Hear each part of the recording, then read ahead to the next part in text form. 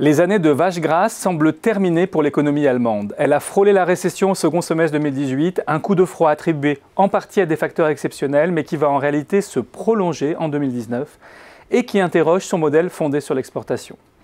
Les prévisions économiques ont été nettement revues en baisse ces derniers mois. Cette perspective a déjà commencé à rouvrir des débats cachés sous le tapis pendant des années de croissance plus généreuse sur les inégalités ou sur le rôle de la demande intérieure.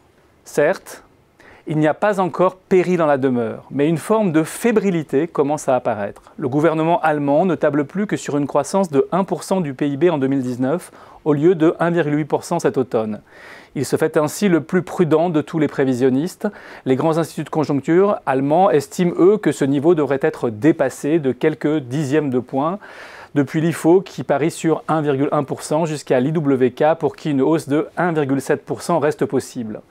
De leur côté, la Commission européenne attend une croissance de 1,1% et le FMI de 1,3%, rien de bien catastrophique, et le marché du travail reste favorable.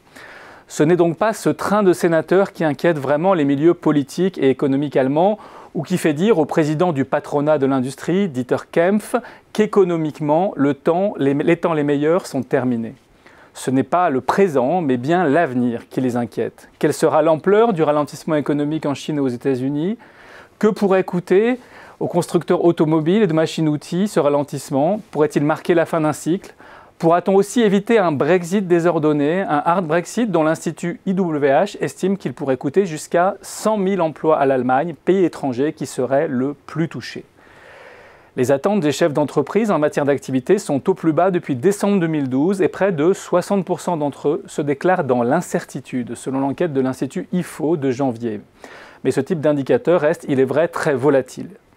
Cette vulnérabilité, néanmoins, pousse l'Allemagne à s'interroger sur les relais qui stabiliseraient aujourd'hui la croissance allemande et qui pourraient la conforter demain.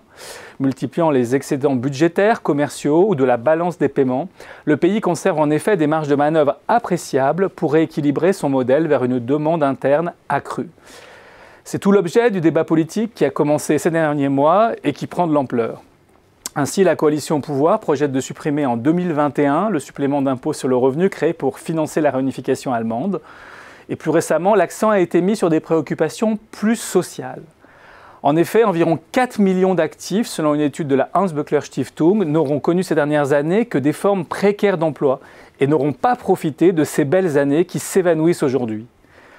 Le ministre social-démocrate du Travail Hubertus Heil a présenté pour eux un projet d'une retraite minimale de base plus élevée que le minimum vieillesse afin de sécuriser les salariés n'ayant pas pu valider l'ensemble de leurs annuités. Les contours de cette mesure restent encore à négocier au sein de la coalition avec la CDU-CSU d'Angela Merkel. Mais plus largement, le Parti social-démocrate pèse pour un virage social et veut dire adieu à Hartz IV, Hartz IV, le symbole des années Schröder. Le SPD veut faire le chemin inverse, désormais rallonger la durée d'indemnisation des chômeurs et exercer moins de pression les obligeant à accepter n'importe quel emploi et accorder plus de soutien aux chômeurs de longue durée.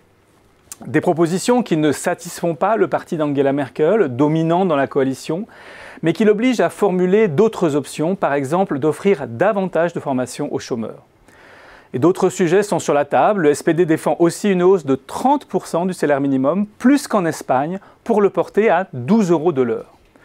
Ce n'est pas pour tout de suite et le débat reste vif sur la rigueur budgétaire. Il n'empêche, la prise de conscience de la question sociale et des risques de dérapage extrémistes qui lui sont liés, le retour au centre du jeu économique du marché intérieur, sont porteurs d'une inflexion majeure de la politique économique. De ce ralentissement allemand pourrait naître une opportunité non seulement pour l'économie allemande, mais aussi pour ses partenaires européens.